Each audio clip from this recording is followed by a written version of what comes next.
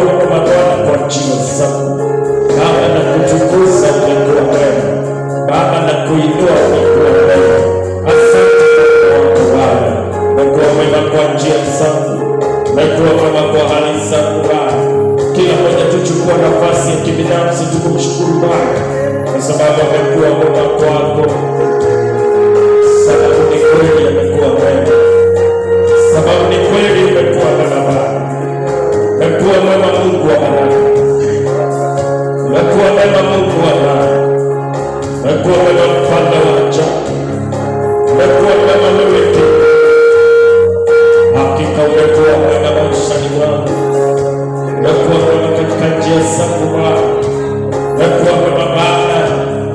Umekuja kusema umekuwa mwema kweli. Umekuwa mwema mwaka mzima Baba. Umekuwa mwema Baba katika mambo yangu yote. Baba nasema wewe ni mwema. Naimba wewe ni mwema. Bwana umekuwa mwema.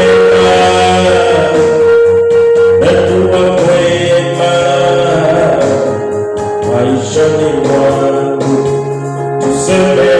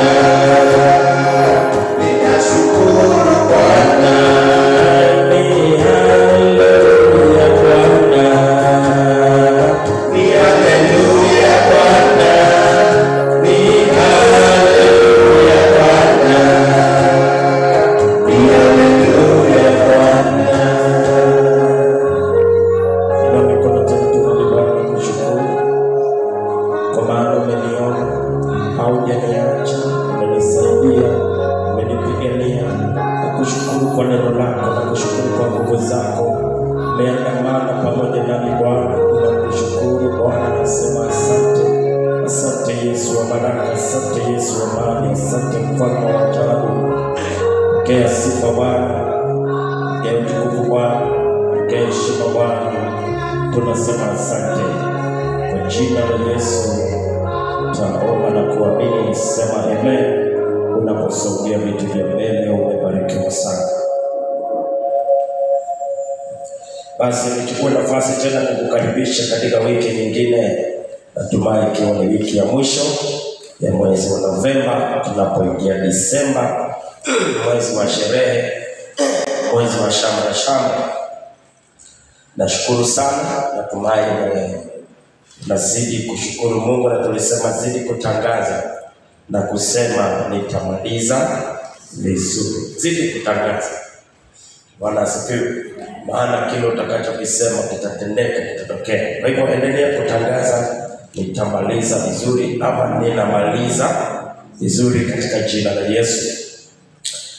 Tuko katika kitabu cha Yohana 8:31, alafu leo tuweze kuhama tuende kile kitabu cha Mathayo. Basi Yesu akawaambia wale Wayahudi waliomwamini. Sasa tunataka kuongea kuhusu Yesu alisema wengi watakuja kwa jina langu wakisema mimi ni Kristo. Neno ambalo Mungu Yesu anaongelea pale katika Mathayo ni kwamba kudanganya, neno kudanganya. Tunataka tuone ya kwamba mafundisho ya uongo, silaha ya kupiga mafundisho ya uongo ni nini? Sio maombi. Hatuwezi omba kukomesha mafundisho ya uongo. Hatuwezi omba katika jina la Yesu, hatuwezi. Kwa sababu kule nje mafundisho ni mengi, kwa simu mafundisho ni mengi. Sasa kukuombea hiyo haitawaka. Lakini kukupatia ukweli ndio silaha ya kupigana na uongo. Hakuna dawa nyingine. Na nikakwambia mimi siwezi nikaomba kusikuwe na manabii wa uongo. Mimi siwezi nikaomba na hii madini, makanisa ya uongo ni mengi. Hiyo haifai kukusumbua, haifai kukushangaza. Bwana asifiwe. Kwa sababu gani? Ilitabiriwa. Na ikizidi ni Kristo Yesu ndiye alikuwa anatabiri kuhusu hii vitu. Makristo wa uongo. Hawa wanakuja wanasema Yesu ni Kristo. Lakini kuna makristo wa uongo. Kuna wale watakuja wakisema mimi ndio Kristo. Kuna wale wanakuja wanakuambia ule ni Kristo ili waibe mawazo yako ukubaliane na wao, lakini wamebeba uongo. Lakini kuna wale wanakuja hawasemi yule ni Kristo, wanasema ni mimi. Na hizo nyakati tupo, tumezisikia watu wakisema mimi ni Mungu, mimi ni nani, tayari tuko hapo. Sasa hatupasi kukuwa na wasiwasi wakati watu wanainuka wanasema mimi ni Mungu. Wakati watu wanainuka na wanadanganyana. Wakati makanisa yanazidi kufunguliwa ya uongo, manabii wa uongo wanaongezeka. Haipasi kutusumbua hata kidogo. Sisi kama kanisa tunapaswa kufanya nini? Tunapaswa kujua ukweli. Kujua ukweli hiyo imetosha. Ingia kwa uwanja, walimu wa uongo wamejaa kule, lakini uko na ukweli. Ukweli hiyo itakulinda. Ukweli hiyo ndio itakusimamisha, na ukweli hiyo ndio itakayokusaidia usipotozwe. Kwa sababu silaha ya kupiga uongo ni ukweli. Silaha ya kupiga uongo ni ukweli. Mahali ambapo unaona kumetawaliwa na uongo, enda na ukweli. Enda na ukweli. Mahali ambapo kumejawa na uongo, enda na nini? Enda na ukweli. Utashinda.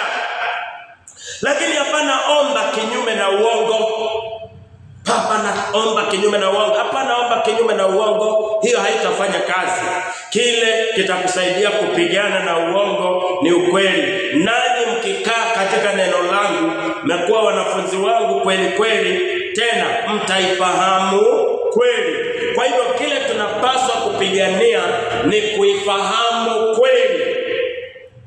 Ni kufahamu kweli. Hiyo ndiyo ya maana. Hatupasi kuogopa manabii wa uongo. Hatupasi kuogopa walimu wa uongo. uongo. Hatupaswi kuogopa mafundisho ya uongo. Tunapaswa kufahamu kweli. Tunapaswa kuijua kweli. Maana kweli itakupatia uhuru. Sikiliza, viwili. Kweli itakuweka huru na itakufanya ukue huru na itakupatia uhuru mara mbili. Sijui nitaielezea vipi. Nambari ya kwanza, kweli inakuweka huru wewe mwenyewe kwanza. Kumbuka tuliongea kuhusu Misri. Kuna kutoka Misri na kuna kutolewa Misri. So kweli inakuweka huru kutoka ndani. Inakuweka huru. Alafu kweli pia inakufanya unakuwa na uhuru. Sijui kama umenielewa hizo. Kwanza inakuweka huru wewe. Ikishakuweka huru inakufanya unakuwa na uhuru. Yaani unaweza ukafurahia kukua huru. Unaweza ukafurahia uhuru. Unajipata ya kwamba wewe ni mtu uko huru katika jina la Yesu. Bwana asifiwe. So kweli inakuweka wewe huru. Inakuweka wewe huru. Kisha baadaye unaishi maisha ya uhuru. Unakuwa wewe ni mtu uko huru. Bwana Yesu asifiwe. Haleluya. Na unakuwa sasa mafundisho na chochote kikiinuliwa hakitawahi kukusumbua, kwa sababu uko huru kutokana na unabii wa uongo. You are free. Unajua kuna watu hawako huru. Kuna watu hawako huru. Wakisikia chochote mtu ameinuka akasema dunia inaisha, dunia inaisha, wanakuwa na wasiwasi. Wanakuwa na wasiwasi kwa sababu hawako huru.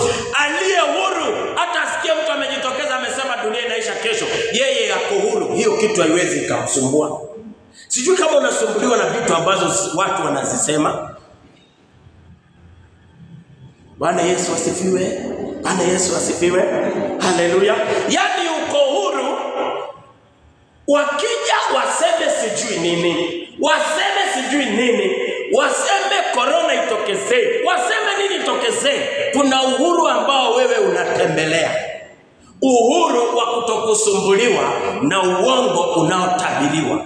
Wapendwa, tuko na Wakristo wengi hawako huru kulingana na mambo ambayo inaongewa kuhusiana na mambo ya mwisho. Akisikia hii inamsumbua moyo wake. Anakuwa na wasiwasi, nimesikia kumesemekana hivi, nimesikia kumesemekana hivi. Yaani ana uhuru, moyo wake haujatulia. Lakini aliye na ukweli na kuambia ako huru kutokana na unabii za uongo. Sijui kama inaeleweka vile nasema. Sijui kama inaeleweka. Bwana Yesu asifiwe. Unakuwa huru kutokana na kila prophecy ya uongo ikitolewa. You are free. Wewe uko huru kutokana na hiyo. Haikufanyi chochote. Mafundisho ya kiroho ya uongo ikiinuka, wewe uko huru kutokana na hiyo. Hakuna kitu wewe unafanya. Yaani ukweli likishakuweka huru kutokana na hizo vitu, hazikusumbuagi. Bwana Yesu asifiwe. Haleluya. Upate makanisa ya uongo, upate na ubiri uongo, upate na ongea uongo, hakuna kitu kitakufanya. Wewe ulishawekwa huru kutokana na hiyo vitu. Amen. Halo. Bwana asifiwe. Bwana asifiwe. Tuko na watu hapa, acha nitumie mfano. Tuseme kuku. Kuna watu hapa bado hamko huru na kuku. Tukikufungia na kuku kwa nyumba, kuna wale watu bado wanaogopa kuku. Sijui kama unaelewa vile nasema. Inamaanisha tukufungia na kuku kwa nyumba tumekupatia kazi kubwa sana. Lakini kuna mtu wako huru kutokana na hiyo. Hata unifungie na kuku kwa nyumba, mimi sina shida nayo. Na tukikufungia na nyoka kwa nyumba, uko na uhuru hapo. Nataka unielewe. Tufunge ile mlango. Ufungie hapa ndani. Alafu tukwambie nyoka iko wapi? Uko na uhuru na nyoka kweli? Hauna uhuru na nyoka. Hakuna vile utakaa hapa na amani. Unajua nyoka si lazima tukuonyeshe, tukuambie tu iko. Kuna vile utakaa na uhuru hapa. Utakuwa disturbed, au utakuwa comfortable, au utaconcentrate, au utalala, au utafanya chochote kwa sababu hauna uhuru na hiyo. Na je, tufunge hapa alafu tukufungie na kuku? Kuna kitu kuku itakufanya? Uko huru na kuku. uko uhuru na kuku, hautaogopa chochote, utalala vizuri. Tunaelewana? So njia moja ya kushinda vitu zingine ni kuwekwa huru kutokana na hizo vitu. Ni hata zikiwa ziko, hauna shida nazo. Hauna shida nazo. Ukiangalia uona watu wanahubiri uongo, haikukwazi, haikusumbui kufanya chochote, hauna shughuli nayo, kwa sababu nilishawekwa huru nayo. Wewe si mtu ambaye mtu yeyote akiinuka aseme chochote inachukua mawazo yako. Kwa nini? Wewe unajua ukweli ya maandiko. Bwana asifiwe. Wewe unajua ukweli ya nini? Ya maandiko. Wewe unafikiria ni watu wangapi wameingia kwa habari za uongo wameuza vitu zao? Unafikiria ni wangapi wameuza vitu zao? Mtu aliingia dini fulani ameuza vitu maana aliambiwa watu wanaenda mbinguni. Mtu aliingia dini fulani akaambiwa unajua mambo ya ulimwengu ni bure. Ni ukweli mambo ya ulimwengu ni bure? Hapana, mambo ya ulimwengu si bure. Elewa ni mambo ya ulimwengu gani naongewa hivyo. Sasa mtu anasema sasa anaenda anachukua TV yote anauza. Unaweza kaje hii dunia bila TV? Kumbuka Yesu alisema mwanadamu hataishi kwa mikate peke yake. TV nini hizo? Ni upande za mikate. Hizo ni upande ya vitu ya mwili yetu ambao tunahitaji. Tunahitaji TV bwana. Tunahitaji sofa set bwana. Haleluya. Lakini sasa mtu ameambiwa dunia inaisha. Sasa unapata watu wameuza vitu. Mimi kuna watu walikuwa kwa hii kanisa. Kaka kidogo wakatoka akaenda kwa ile kanisa yenye ilikujaga, unaijua. Vijana walikuja kunilalamikia. Shamba imeuzwa, kulikuwa na gari imeuzwa, vitu vimeuzwa, mpaka kusoma imekuwa ngumu kwa sababu vitu inapelekwa kanisa. Hebu niambie sasa hawa watu wanahangaika aje? Hebu niambie vile wanahangaika sasa. Kwa sababu gani? Ya kuingishwa katika uongo na hawakukuwa na nini? Na ukweli. Na hizi ukweli nataka nikuambie zimejawa na akili ya hali ya juu ya kudanganya watu. Lakini ukishajua ukweli na kuambia itakusaidia kupima hili uongo na uongo itafanya kazi kwako. Bwana asifiwe. Twende sasa kitabu cha Mathayo. Mathayo 24. Tuko pale ile. Sasa tukaona ya kwamba Yesu akajibu akawaambia, angalieni mtu asiwadanganye. Sasa neno ambao Yesu alisema hakutakuwa na udanganyifu. Yesu hakusema hivyo. Alisema udanganyifu upo, lakini iweni waangalifu sana msidanganywe. Hilo ni neno tu ambalo Yesu ameachilia akisema angalieni mtu asifanye nini? Asiwadanganye. Sasa tuchukue neno mkuwe waangalifu. Tunakuwa waangalifu aje? Kwa kujua ukweli ndio unakuwa mwangalifu, mtu asikudanganye. Sio kwa kusikiliza tu mtu vile anaongea ujue anaongea uongo. Hapana, kuna kitu ambacho unahitaji kukua nayo. Hiyo ukishakuwa nayo basi tutasema wewe ni mwangalifu. Yeyote aliye na ukweli tutasema yeye ni mwangalifu. Hii haiongei kukua tu mwangalifu wakati mahubiri inahubiriwa. Sasa unataka kukua mimi niko mwangalifu sana mtu asinidanganye. Hapana, yeye ndivyo. Ni kenye uko nacho ndio kinakusababisha kukua mwangalifu. Sio kukua mwangalifu kwa kusikia na masikio. Hapana, ni kwa uangalifu wa kupima na ukweli ambayo uko nayo. Kwa hivyo Yesu akasema angalieni mtu yoyote asiwadanganye. Hiyo kukua mwangalifu, kukua careful ni kukua na ukweli ama ni kujua ukweli. Na ndio tumesema mtu yoyote anajua ukweli yeye ni nini? Mtu yoyote anajua ukweli yeye ni nini? Yeye ni mwangalifu. Yeye ni nini? Ni mwangalifu, kwa sababu ukweli ndio unakusababisha unakuwa mwangalifu sana. Bwana Yesu asifiwe. Kwa sababu hata kama haujui ukweli, tukikwambia uongo hata ukuwe mwangalifu namna gani, kama hujui ukweli tutakudanganya tu. Kwa hivyo neno la msingi ni kujua ukweli. Neno la msingi ni kujua ukweli peke yake. Bwana Yesu asifiwe. So mkueni muangalie mtu asiwadanganye. Kwa hivyo hasemi shetani asiwadanganye, anasema mtu. Kwa hivyo kumaanisha kwamba kutakuja watu ambao ni wadanganyifu. Kutakuja watu ambao ni nini? Wadanganyifu, watakuja kutudanganya. Unajua kuna watu wako na udanganyifu na hiyo haihusiani na shetani, ni wadanganyifu tu kivyao. Yaani ukimwangalia unaona tu ni ujinga ako nayo peke yake, hakuna kitu kingine. Bwana Yesu asifiwe. Especially wengi unaona unatokezea huku kwetu Bungoma. Ukiangalia tu unaona tu ni ujinga na upumbavu wako nayo. Kwa sababu hata kuvutia kundi la watu wengi hawafanikiwi, hawavutii watu wengi. Unapata tu wanavutia watu wachache.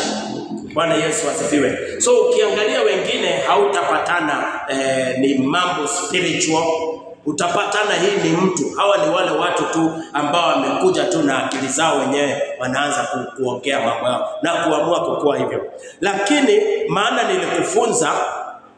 nilikufunza kuhusu nabii wa uongo, nikakufunza kuhusu a fake preacher, a false preacher and a true preacher. Hebu tuangalie hizo. Fake, false and a real.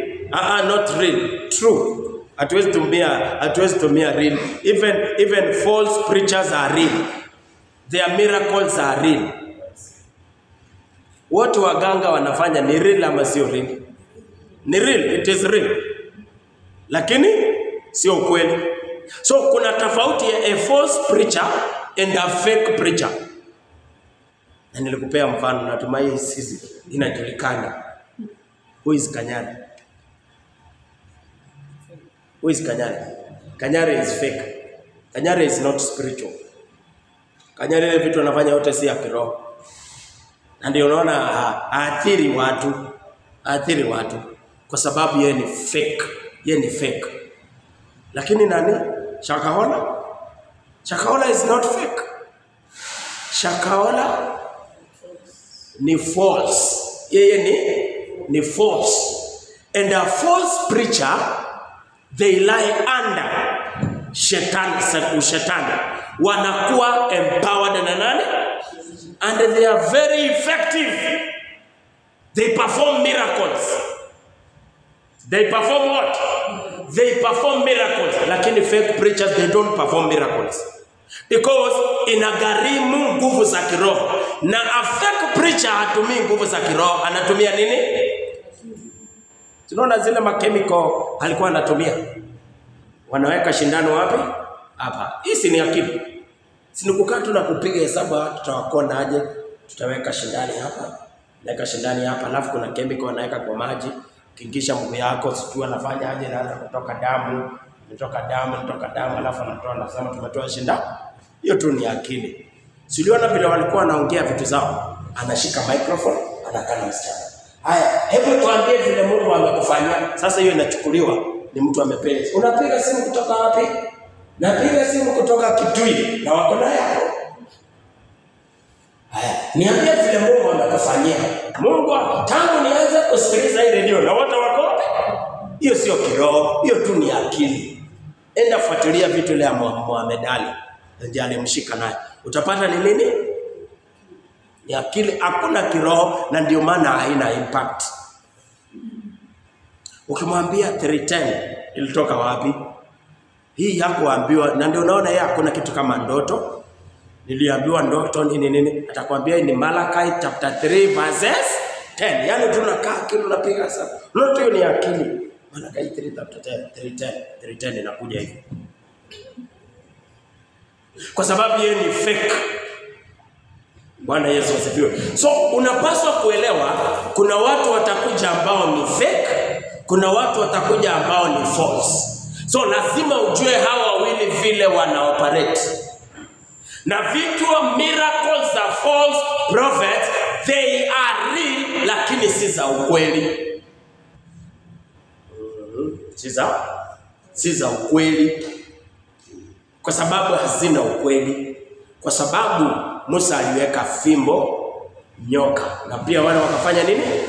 Hizo ilikuwa ni real ama hiyo ni fake? Si unaona fimbo inakuwa nyoka, that's real. But sio nini? Sio kweli. So na ndio maana si vizuri kuongozwa na kufuata nini? Miujiza. Kwa sababu hakuna mtu aliye na nguvu za kiroho ile za giza ama za nuru hawezi perform miracles. Wote wataperform miracles. Sawa sawa? Lakini sasa tunatafuta nini kwa miujiza? Tunatafuta miujiza ambayo ni ya kweli. Ndio amepona, lakini je, ni kweli ama ni uongo? Bwana Yesu asifiwe. But huyu prophet mwingine tuko na yeye anachanganya spiritual na pia anachanganya fake. Tunamjua. Yeye ako na fake na ako na kiroho. When it comes to miracles, zake zote ni fake. Ukiziangalia zote ni fake. Kwa nini? Watu wote wako kwa wheelchair wanaweza tembea. Watu wote wako kwa wheelchair wanaweza fanya? Wanaweza tembea. Hakuna mtu wako kwa wheelchair hawezi tembea. Nilikwambia kazi ya wheelchair ni nini? Kuongeza nini? Speed. Lakini ukimtoa kwa wheelchair anaweza tembea, ni ile atatembea pole. Lakini kwa sababu ya speed ndiye anatumia hizo clutches. Sawa? Kwa sababu ya speed ndiye anatumia nini? Wheelchair. Kipofu anaweza tembea, lakini kwa sababu ya speed kiasi kuna kamuongozo, kuna kamacho anapewa. Sasa nikitoa mtu kwa wheelchair, nimpandisha hapa juu, haya tembea, anatembea pole, tunapiga makelele yote, hiyo ni fake. Bwana asifiwe. Bubu wote kuna vitu wanaweza wakapronounce. Usifikirie kwa mtu ni kuna vitu anaweza. Na ukiwa na akili unajua the word baba, the word mama, bubu anaweza akasema. Si umpatie neno yenye kona aseme. Lakini hiyo jina baba, mama, hizo ni simple. Hata hizo ndio maneno ya kwanza mtoto huwa anaanza kujua. Baba, mama, vitu kaka, dada. Na watu ni werevu. Anamwambia sema baba.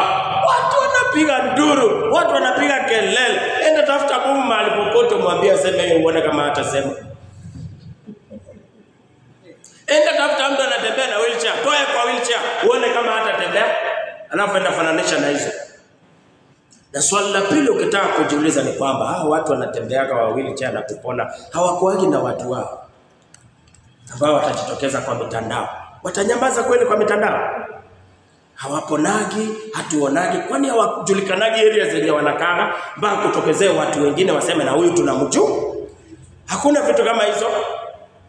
Na jaribu kukuletea kwamba ukiwa na ukweli utajua hii ni fake na utajua hii ni false.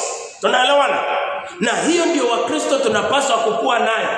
Kwa sababu roho, tutapimaje roho? Tutapimaje roho? Tutajuaje hii roho ni mbaya? Is it 1 John chapter 4 verses 1? Tumeambiwa tupime kila. Tunatumia nini kupima roho? Tunatumia roho kupima roho. So tunahitaji kuwa na roho wa Mungu. Nikiwa na roho wa Mungu ni rahisi sana na sitangangana kujua hii roho ni mbaya. Tunaelewana? Na mafundisho ya uongo nahitaji kukuwa na mafundisho ya ukweli, ndio nitatumia kujua hii mafundisho ni ya uongo. Hivyo ndivyo inaenda. Bwana Yesu asifiwe. Hivyo ndivyo inapelekana. Kwa hivyo akasema ya kwamba mtu asiwadanganye. Kwa nini? Kwa sababu wengi, sio wachache, wengi. Kwa hivyo katika idadi ya walio wasawa utapata wengi ni wabaya, wachache ndio wanahubiri sawa. Kwa maana kwa nini mtu asiwadanganye? Kwa sababu wengi watakuja. Hiyo ni prophecy. Hiyo ni prophecy Yesu anatoa. Wengi watakuja. Kwa hivyo kwa kizazi chetu saa hii wengi wanapaswa kuwa wamekuja. Kwa kizazi chetu saa hii wengi wanapaswa kuwa wamefanya nini? Manabii wa uongo wanapaswa kukua wengi. Walimu wa uongo wanapaswa kukua wengi. Maana ilitabiriwa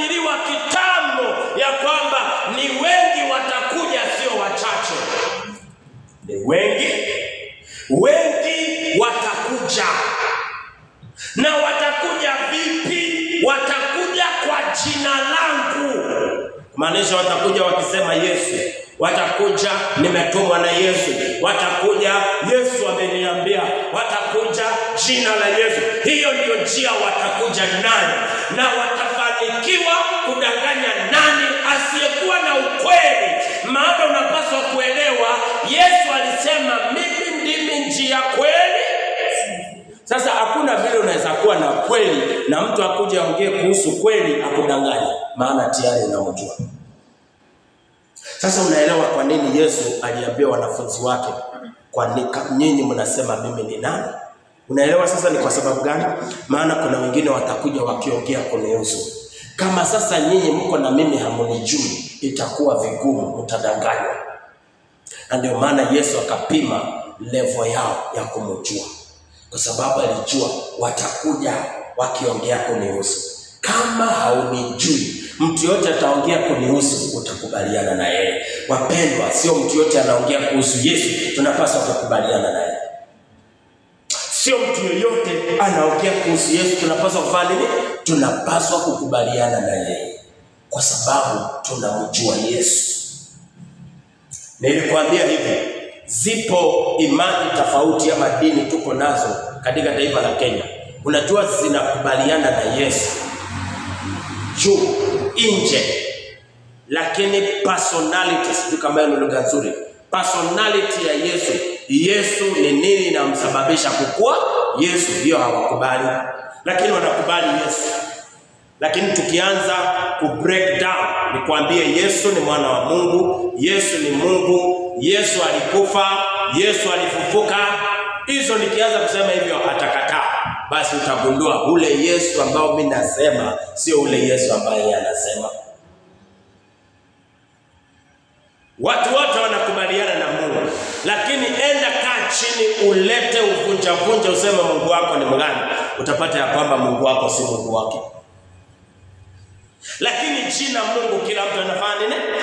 Anasema sisi sote tunakubaliana na Mungu. Mungu ni mmoja, Mungu ni mmoja. Hapana, Mungu si mmoja. Mungu si mmoja. Watu wanatumia lugha Mungu ni mmoja, lakini tutafute njia ya kumwendea Mungu ambayo tunamjua. Utapata watu wako na njia tofauti. Njia ya kumpigia utapata si kama yako.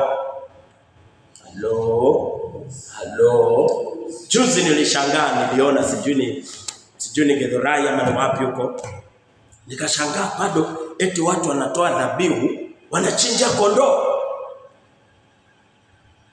Najua hiyo nishangaza, sijawahi ona Kenya. Hii najua West Africa ndio najua kuna kumejawa na maneno. Lakini hapa Kenya hiyo ndio mara ya kwanza. Eti watu wanaitishwa wakuje na nini? Wakuje na mnyama. Na sasa na mhubiri anasimama pale anasema sasa hii ni dhabihu tunatoa. Mtu unaona tu vile mtu anaharibu nyama choma. Yaani hiyo ni kuharibu chakula. Paka unaona wewe mhubiri ni mjinga. Yaani unaacha tu nyama inaungua inakuwa nyeusi inakuwa jivu. Hii ni mjinga, hii ni kuharibu chakula. Anafaa afuatwe na watu wa nini? Wa mifugo, wamwambia anaharibu chakula, pe watu wengine wakule. Maana watu wanaleta mang'ombe, wanaleta vitu mzuri kondoni unaona, na bado anaonyesha unaona hii bado nataka kutoa dhabihu. Naambia hii ni chakula ya watu kukula bwana. Hii ni chakula ya watu kukula, hii si ya na choma ingine inachomeka bado inafanya nini? Inachomeka mpaka inaisha. Hello. Na ukimpata anasoma nini? Sasa na anatolea nani dhabihu? Mungu. Sasa tukiangalia, tukifuata njia ya kufikia Mungu, utapata ile njia yenye anapita haimpeleki kwa ule Mungu mwenyewe unamwamini, inampeleka kwa Mungu tofauti. So mtu yote anakubaliana na Yesu. Jina Yesu watu wengi watakubaliana na hakuna shida. Lakini sasa tuangalie njia ya kuenda kwa huyu Yesu, utapata nini tofauti. Kuambia tunaabudu Mungu mmoja, sisi sote ni Mungu mmoja, unamwambia mimi ule Mungu napita naenda kwake. Njia ya kwenda huko inaitwa Yesu. Mimi ndimi njia. So Yesu ndio njia. Sasa kwetu sisi tunaamini mtu yote asipopita hii njia haendi kwa ule Mungu ambao tunamjua, anaenda kwa Mungu tofauti. Sijui kama mnanielewa. So tusikage hapa tunasema unajua sote tunaabudu Mungu mmoja. Hiyo wachana na hiyo. Hiyo hapana. Bwana Yesu asifiwe. Ni vile nyinyi mko kwa hiyo kanisa lakini sisi tuko hivi, hapana. Hakuna cha nyinyi mko kwa ile kanisa na ile. Hii kanisa na ile kanisa inafunza Biblia kwa njia moja. Hii kanisa na ile kanisa ni same. Ni same. Ni ile mandate ambayo nimepewa na yenye amepewa ni tofauti. Ndio maana hatuwezi kukaa wote pamoja.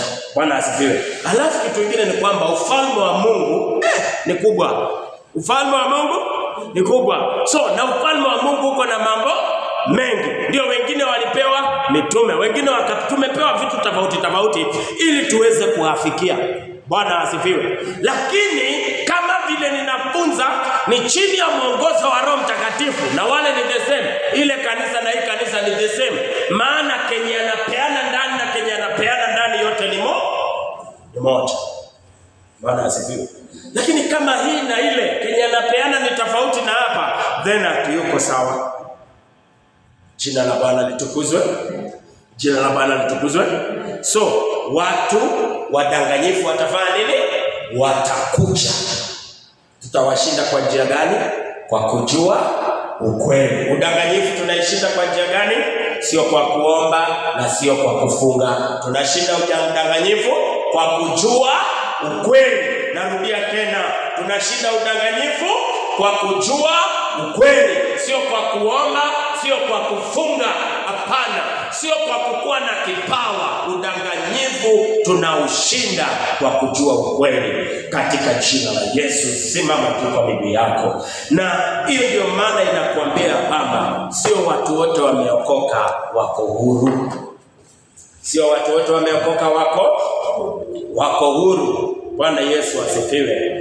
Wamekombolewa. Wamefanya nini? Wamekombolewa na damu ya Yesu, lakini mafundisho ndio inaweka watu huru. Sasa huwezi pelekwa hivi. Ukiona mtu anapelekwa huku mara hii kwa sababu hayuko huru. Lakini mtu aliye huru ako kwa msimamo mmoja na ametulia katika jina la Yesu. Bwana Yesu asifiwe. Inua mikono yako, shukuru Mungu kwa sababu ya neno lake ambalo ni kweli. Katika jina la Yesu. Baba tunakushukuru, Baba tunakuinua, Baba tunakutukuza, Baba tunakutukuza. Tunasema wewe ni mwema, tunasema unastahili katika jina la Yesu Kristo. Bwana utukuzwe Bwana. Ombi langu Bwana wangu, peke yangu mimi sitaweza.